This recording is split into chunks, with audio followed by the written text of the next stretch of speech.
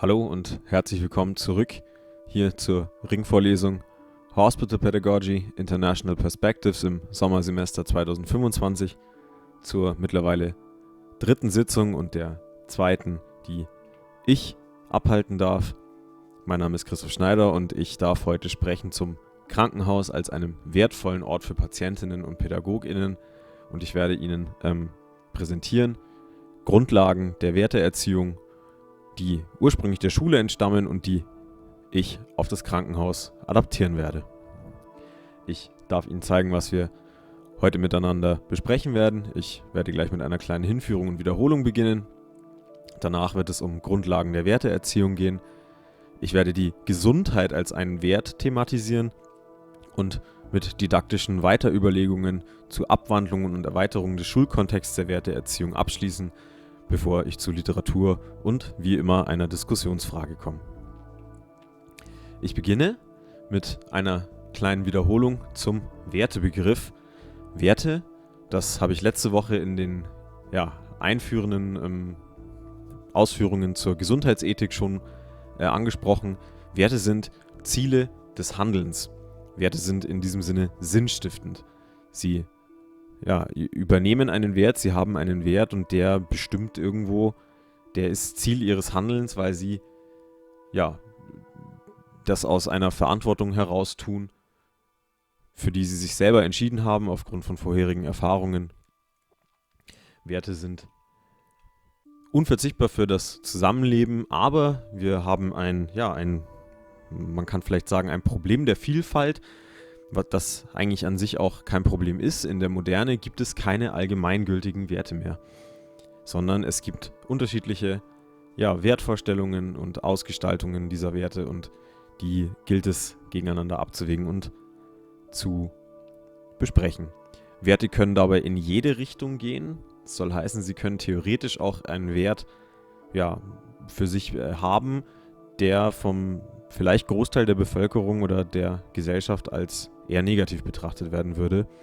Und Werte sind, das habe ich gerade schon angedeutet, sie sind sinnstiftend und das basiert auf Erfahrungen. Sie sind in diesem Sinne konstruiert, aber sie sind nicht beliebig, denn sie entscheiden sich ja aufgrund ihrer Erfahrungen, ihrer Konstitution, ihrer Moral für einen gewissen Wert. Und in diesem Sinne, Normen können ihnen aufgezwungen werden. Das habe ich beim letzten Mal schon genauer ausgeführt. Werte hingegen übernehmen sie für sich, und dementsprechend ist auch mit Godwin Lemmermann nicht Leistungsbereitschaft Grundprinzip von Werteerziehung bzw. Wertebildung, sondern Verantwortung, dass sie Verantwortung übernehmen für ihr Handeln, für die Ziele ihres Handelns, für ihre Werte. Und nun komme ich aus dem Schulkontext, aus dem Lehramtskontext, und dementsprechend übernehme ich daher auch meine Überlegungen zur Werteerziehung. Und Schulen, die tragen maßgeblich zum gesellschaftlichen Zusammenleben bei. Es geht in der Schule, im Klassenzimmer und auch darüber hinaus um das Zusammenleben, um die Diskussion verschiedener moralischer Fragen und auch um die Bestimmung gemeinsamer Werte und eines Fundaments. Und dabei treten unweigerlich Spannungen auf. Dabei wird es zu Differenzen kommen, vielleicht sogar einmal zu Streit. Und Schule wirkt aber indirekt wertebildend, besonders da, wo eine gleichberechtigte Gesellschaft, eine demokratische Gesellschaft sozusagen im Kleinen nachempfunden werden kann.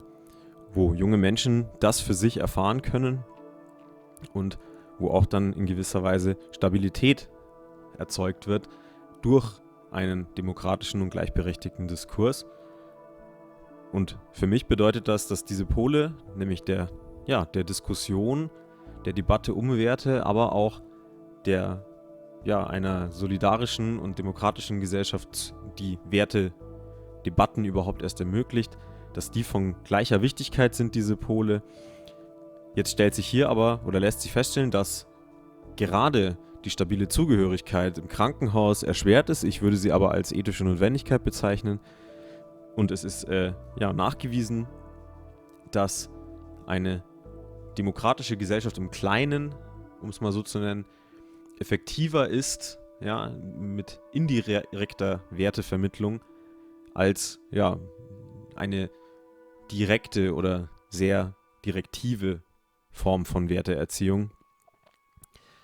Und ich wage hier die These, dass sich aufgrund der Beschaffenheit des Krankenhauses und der Krankenhauspädagogik eigentlich gute Parallelen zur Schule ziehen lassen für die Werteerziehung. Und aus diesem Grund habe ich mich zusammen mit Dr. André Gomez entschieden, nachfolgend deshalb Grundlagen der Werteerziehung zu thematisieren. Ich möchte einen Spoiler wagen, beziehungsweise 2, und beginne direkt damit, dass ich sage, Werteerziehung meint weniger Schülerinnen und Schülern konkrete Werte anzuerziehen, als vielmehr eine Wertereflexionskompetenz zu fördern. Das ist Werteerziehung. Ich wage noch einen zweiten Spoiler. Die Aneignung von Werten ist final ein individueller Prozess. Was ich damit konkret meine, werde ich gleich noch ausführen. Ich wage noch eine Vorbemerkung, nämlich die Basis jeder Werteerziehung. Das ist die freiheitlich-demokratische Grundordnung, die wir Gott sei Dank in der Bundesrepublik Deutschland haben. Und Jutta Standop beschreibt dazu, dass moralische Urteilsfähigkeit eine grundlegende zivilgesellschaftliche Kompetenz ist, für die eine Handlungskompetenz erworben werden muss. Das wiederum lässt schon darauf schließen, dass eher eine Wertereflexionskompetenz zu fördern ist, als eine Anerziehung konkreter Werte. Über die Werteerziehung in der Schule und ihre Berechtigung, da wurde viel drüber diskutiert und da lässt sich auch drüber diskutieren, denn es besteht ein Grad zwischen Neutralität von Erzieherinnen und Erziehern, von Lehrerinnen und Lehrern und Indoktrination. Ich präsentiere nachfolgend jetzt die Erkenntnisse und Maximen der Werteerziehung, habe ich ja gerade schon mit begonnen, über die sich die Literatur, das ist spannend festzustellen, erstaunlich einig ist, auch über circa 2 Jahrzehnte hinweg, wenn denn über die Berechtigung einer schulischen Werteerziehung Einigkeit herrscht. Daher sprechen wir nachfolgend auch von Werteerziehung. Werteerziehung meint aktive pädagogisch-didaktisch fundierte Arbeit, um die eben gerade schon angesprochene Wertereflexionskompetenz zu fördern. Wertebildung hingegen meint die Aneignung von Werten und Haltungen im Sinne eines lebenslangen Prozesses. Nur damit kurz die Definitionen, die Begrifflichkeiten einmal abgeklärt sind. Der Zusammenhang zur Moral ist gerade schon angeklungen bei Jutta Standop. Ich möchte dazu sagen, dass es gilt darum, Lernende, auch Lehrende, aber Lernende anzuleiten, Werte zu bilden, damit sie sich in einer pluralen Welt, in der alle Werte gleichgültig sind, nicht in der Gleichgültigkeit verlieren. Deswegen habe ich hier dargestellt, dass Pluralität nicht Beliebigkeit bedeutet. Aufgrund der freiheitlich-demokratischen Grundordnung der Bundesrepublik Deutschland sind erstmal alle Werte gleichgültig. Es herrscht eine Pluralität von Werten. Das heißt aber nicht, dass Gleichgültigkeit herrschen sollte bezüglich der Werte. Und das sollte eine Maxime sein der Werteerziehung, dass man eben nicht die Schülerinnen und Schüler zur Gleichgültigkeit erzieht. Trotz allem ist zu beachten, dass man zwar die Bereitschaft zur Akquise von Werten und auch zum Einhalten von Werten, die kann man anstoßen mit pädagogisch-didaktischen Handlungen, mit erzieherischen Handlungen. Auf lange Sicht ist und bleibt das jedoch eine individuelle Leistung, ein individueller Prozess, dass man sich Werte aneignet. Deswegen nochmals, die Aneignung von Werten ist final ein individueller Prozess. Dann habe ich auch schon angesprochen, gleichgültig bedeutet nicht gleichgültig. Daher meint Werteerziehung weniger konkrete Werte anzuerziehen, als vielmehr Wertereflexionskompetenz zu fördern. Denn wenn man nur den, Sabine Anselm nennt es, einen moralischen Zeigefinger hebt, dann gestaltet man keine Werteerziehung, sondern dann vermittelt man nur noch die eigenen Werte. Deswegen sollte die Reflexionskompetenz gefördert werden. Sie spricht da von einem Kompass. Ein individueller Kompass ist das dann, der ethischen Urteilsfähigkeit. Und diese Überlegungen, die ich gerade geäußert habe, die schweben natürlich sozusagen nicht in einem Vakuum, sondern die sind auch begründet auf wissenschaftlichen Grundlagentexten, und ein ganz wichtiger davon für den deutschen Bildungssektor ist der sogenannte Beutelsbacher Konsens, der auf einer Tagung der Landeszentrale für politische Bildung Baden-Württemberg mit Politikdidaktikerinnen 1976 in Beutelsbach herausgearbeitet und destilliert wurde und der Grundsätze zur schulischen politischen Bildung enthält. Es sind genau 3 Stück. Das erste ist ein sogenanntes Überwältigungsverbot, das da besagt, dass Lehrpersonen die Schülerinnen und Schüler nicht mit einer eigenen Meinung überwältigen und indoktrinieren dürfen. Das zweite ist ein Kontroversitätsgebot. Das bedeutet, dass was in Wissenschaft und Politik kontrovers diskutiert wird, auch in der Schule kontrovers diskutiert werden muss und nicht weder ausgeblendet noch heruntergebrochen werden darf. Und zuletzt soll eine Orientierung am Interesse der Schülerinnen und Schüler bestehen. Damit ist kein Egoismus gemeint, sondern damit ist die Befähigung zur Analyse der eigenen Position angesprochen, die bei den Schülerinnen und Schülern geweckt werden soll. Und da Werteerziehung, das ist ganz wichtig, da Werteerziehung auf der freiheitlich-demokratischen Grundordnung basiert, heißt das nicht, dass Lehrpersonen nichts sagen dürfen. Es soll eben keine Passivität herrschen, sondern es besteht nur eine Pflicht zur Neutralität im Sinne dieser 3 genannten Prinzipien. Und da Werteerziehung auf der freiheitlich-demokratischen Grundordnung basiert, müssen Lehrpersonen sogar Dinge, die sich gegen die freiheitlich-demokratische Grundordnung wenden, thematisieren und unterbinden. Der Schulkontext des Beutelsbacher Konsenses, der lässt sich gut adaptieren auf das Krankenhaus. Auch hier wäre eine Kommunikation nach diesen 3 Maximen unumgänglich für eine sinnhafte im pädagogischen und ethischen Sinne Kommunikation, sowohl zwischen den verschiedenen Berufsgruppen als auch von den Berufsgruppen des Krankenhauses hin zu den Patientinnen und Patienten. Vorhin habe ich bereits Godwin Lemmermann an einer Stelle zitiert, der sich gegen Leistungsbereitschaft als primäres Ziel für Werteerziehung wendet und der die Verantwortung betont, die man hat. Werteerziehung, so sagt er, muss Mut machen und Mut zur Verantwortung haben. Verantwortung für einen selbst, für die eigene soziale und auch natürliche Umwelt. Verantwortung beschreibt er sogar als das, ich zitiere, pädagogisch-ethische Prinzip für den Prozess wie für das Resultat jeder Bildung und insofern erst recht für die Wertebildung. Pädagoginnen und Pädagogen haben damit auch vor allem zuallererst noch vor den Menschen, mit denen sie arbeiten, die Verantwortung für den Raum, in dem das geschieht.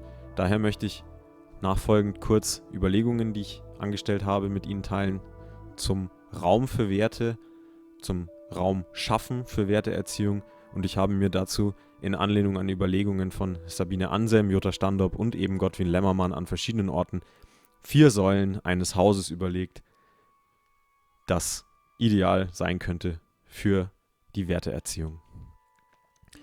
Ich beginne. Lehrende müssen Situationen zur Werteerziehung bereitstellen. Das ist im Krankenhaus sicher schwieriger als in der Schule. Umso mehr ist es Aufgabe der Pädagoginnen und Pädagogen. Es sollte kein Bewertungs- oder Leistungsdruck herrschen. Das erschwert die Wertereflexionskompetenzförderung ungemein. Dann sollte, das finden Sie bei Jutta Standorp, es sollte ein Vertrauen auf das gute Leben herrschen, in Anlehnung an Karl Popper. Es gibt keinen Grund zum Pessimismus. Ein Pessimismus im Hinblick auf Werte und Moral täte der Werteerziehung nicht gut, sondern würde diesen Prozess wieder noch erschweren.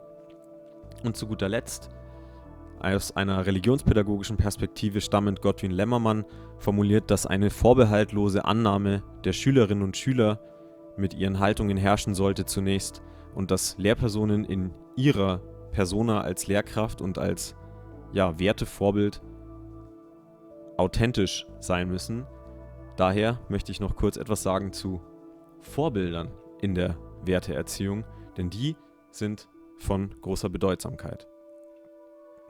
Schulen werden durch staatliche Rahmenvorgaben strukturiert, aber erst durch konkrete Akteure im Bildungsprozess belebt, indem diese Aushandlungsprozesse der Werteerziehung realisieren und gesellschaftliche Teilhabe einüben. Umso mehr braucht Bildung nicht nur den Blick in die Gegenwart, sondern auch eine zukunftsorientierte Perspektive, so beschreibt es Sabine Anselm. Und hier fällt auf einmal der Bezug auf konkrete Akteurinnen und Akteure im Bildungsprozess, die wären in unserem Fall die Pädagoginnen und Pädagogen des Krankenhauses. Das wären die Vorbilder im Bildungsprozess. Und dann ist bemerkenswert, so habe ich es jetzt einmal formuliert, dass im Krankenhaus die gesellschaftliche Teilhabe auf die Werteerziehung hin abzielt und die aber Werteerziehung auch befeuern würde, die kann eingeschränkt sein. Ich betrachte es selber als sehr wichtig, dass deswegen auch Gesundheit, und darum geht es im Krankenhaus, es geht primär um Gesundheitsfragen, dass deswegen die Gesundheit als ein Wert betrachtet werden sollte. Und ich schließe daher noch einmal mit der Betonung, dass Vorbilder umso wichtiger sind und mit dem dazu passenden Zitat von Godwin Lemmermann: Werteerziehung macht Mut zur Verantwortung und dadurch Mut zur Vorurteilsfreiheit, dann zur Friedens- und Konfliktfähigkeit und zur Beziehungsfähigkeit. Und damit komme ich zur Gesundheit als Wert und freue mich, mit Ihnen meine Ideen dazu teilen zu dürfen. Und für die Gesundheit als Wert, um die Gesundheit als Wert zu verstehen, ist es zuerst einmal wichtig, sich die Frage zu stellen, was ist Gesundheit überhaupt? Denn das ist gar nicht so einfach, wie es auf den ersten Blick scheint. Die World Health Organization beschreibt Gesundheit als den Zustand des vollständigen körperlichen, geistigen und sozialen Wohlbefindens und nicht nur als das Freisein von Krankheit und Gebrechen. Das ist eine relativ allumfassende Definition, die aber in gewisser Weise einen vielleicht metaphysischen Kontext vermissen lässt. Hans-Georg Gadamer hat das erweitert und sich bewusst gemacht, dass Gesundheit eben überhaupt kein sich fühlen ist, sondern Dasein, in der Welt sein, mit den Menschen auch sein und von den eigenen Aufgaben des Lebens tätig und freudig erfüllt zu sein. Er hat das auch an anderer Stelle noch kürzer formuliert: Im Endeffekt ist man dann gesund, wenn man es gar nicht merkt. Aus diesen Definitionen erschließen sich trotzdem Probleme. Ich habe als Problem Nummer 1 identifiziert, dass die Definitionen Gesundheit gewissermaßen als unbedingte Notwendigkeit für ein gutes Leben implizieren. Das lässt sich vor allem in der Gesundheitsdefinition der WHO wiederfinden. Und zweitens, dass die Definitionen keine Zugänge zur Gesundheit im Sinne einer Didaktik konkretisieren. Gadamer selbst stellt aber eben in seinen Schriften von 2021 fest, dass im Mittelpunkt des Lebens gerade nicht die Gesundheit steht, sondern all dieses Außenrum, das er auch beschreibt. Das Gesundheitswesen ist nun mal ökonomisch orientiert und es versteht Gesundheit deswegen höchstens indirekt als Wert, wie wir aber jetzt im Laufe der Ausführungen bis hierhin schon erfahren haben, geht es vielfach um Wertereflexionskompetenz und nicht darum, nur Werte anzuerziehen. Das macht eine Didaktisierung dann vonnöten. Und das Gesundheitssystem, das täte gut daran, in dem Sinne, dass Werte für die Gesellschaft, das wurde eingangs erwähnt und darüber, denke ich, sind wir uns einig, dass Werte für die Gesellschaft unverzichtbar sind. Die wissenschaftliche Community hat das in den letzten circa 25 Jahren erkannt und ist dadurch auf einen neuartigen oder neueren Zweig gekommen der Gesundheitsförderung, nämlich die Idee einer Gesundheitskompetenz. Gesundheitskompetenz, damit ist gemeint die unmittelbarste und personalisierteste Form einer personalen Gesundheitsförderung neben sozialen und strukturellen Faktoren. Das ist eine Stellschraube, die wird erst seit Ende des 20. Jahrhunderts in den Blick genommen. Vorher stand dabei immer der sogenannte Informed Consent im Mittelpunkt. Also primär die Idee, dass Patientinnen und Patienten aufgrund von vorheriger Informationen, die sie bekommen, in eine Behandlungsmöglichkeit einwilligen. Gesundheitskompetenz, das meint being able to access, understand, appraise and use information and services in ways that promote and maintain good health and well-being, um es einmal mehr mit der WHO zu zitieren. Es gibt auch noch ein ausdifferenzierteres Modell, das witzigerweise wesentlich älter ist als diese Definition der WHO. Don Nutbeam hat im Jahr 2000 Stufen der Gesundheitskompetenz überlegt und beginnt mit einer funktionalen Gesundheitskompetenz. Damit sind basale Kompetenzen gemeint, die noch gar nichts mit Gesundheit zu tun haben, die sie überhaupt erst haben müssen, um Gesundheitsinformationen überhaupt verstehen zu können, zum Beispiel lesen und schreiben. Stufe 2 wäre dann eine interaktive Gesundheitskompetenz. Darunter fallen kognitive und soziale Fertigkeiten, die notwendig sind, damit sie in den verschiedenen Bereichen des Lebens die Gesundheitsinformationen verstehen können und Umsetzung möglich machen können. Die dritte Stufe der kritischen Gesundheitskompetenz schließlich meint dann die Fähigkeit zu einem hinterfragenden und differenzierten Umgang mit Informationen bezüglich Gesundheit. Gesundheitskompetenz kann dann eben auf der höchsten Stufe auch meinen, dass sie zum Beispiel eine Lebensweise oder eine Behandlungsmöglichkeit, zum Beispiel auch eine ganze gesunde Lebensweise, ablehnen. Sie könnten zum Beispiel durchaus kritische Gesundheitskompetenz haben, darüber verfügen und trotzdem rauchen. Das DNGK, das Deutsche Netzwerk für Gesundheitskompetenz, fordert schon von jeher auch dazu noch eine organisationale Gesundheitskompetenz. Das bedeutet, dass auch Organisationen Gesundheitskompetenz etablieren und fördern sollten. Ich schließe mich dieser Meinung an, vor allem auch vor dem Hintergrund, dass Pädagoginnen und Pädagogen die Werteerziehung und betreiben sollen im Krankenhaus mit Gesundheit als einem Wert, Teil der Organisation Krankenhaus sind, und zwar mit einer Vorbildfunktion.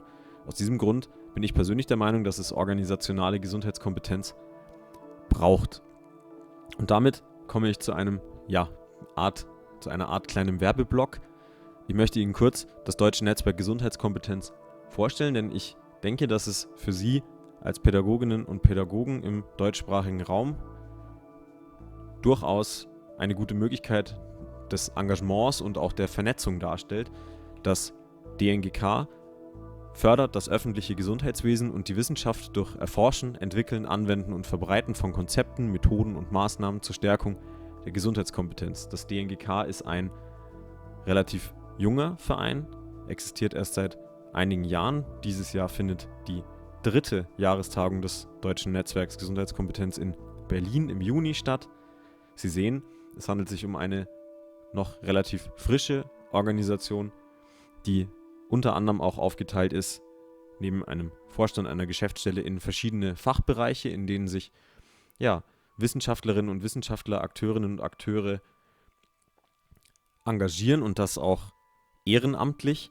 Eventuell für Sie interessant könnten dabei sein der Fachbereich für Pädagogik und Gesundheitskompetenz unter der Leitung von Professor Dr. Orkan Okan von der Technischen Universität München, der dort den Lehrstuhl für Gesundheitskompetenz hat, und der Fachbereich Young Researchers, ehemals der Fachbereich für Nachwuchs, unter der Leitung von meiner Kollegin Kerstin Flor von der Universität Bremen aus der Public Health und mir. Bei Interesse an einer Mitarbeit oder wenn Sie generell weitere Infos zum DNGK haben wollen, schreiben Sie mir jederzeit gerne eine E-Mail oder sprechen Sie mich im Live-Zoom-Meeting am 30.05. an. Ich helfe Ihnen da gerne weiter. Wir sind da immer auch auf der Suche nach neuen Kolleginnen und Kollegen, die Lust haben, sich für die Gesundheitskompetenz zu engagieren. Ich komme damit zum letzten Punkt der heutigen Sitzung, zu didaktischen Weiterüberlegungen, zu Abwandlungen und Erweiterungen des Schulkontextes. Ich habe eine Vorüberlegung zu teilen, bevor ich zum ersten Punkt auf der Folie komme, nämlich, dass wir nicht mehr den klassischen Schulkontext haben. Das habe ich zu Eingangs schon erwähnt. Jetzt schließt sich der Kreis. Daher bedarf es neuer Überlegungen. Und ja, Werteerziehung, so beschreibt es von Hentig, verlangt nach der Schule als Lebens- und Erfahrungsraum, denn es gibt Dinge, die man erfahren muss, bevor man sie hinnehmen kann. Davor steht dann noch die Diskussion zwischen dem Elternrecht auf Werteerziehung, das in Deutschland Eltern nach Artikel 6 Absatz 1 des Grundgesetzes haben, und demgegenüber zumindest teilweise und vielleicht in Spannungsfeldern die schulische Erziehungspflicht steht, der Erziehungs- und Bildungsauftrag von Schulsystemen und Lehrerinnen und Lehrern.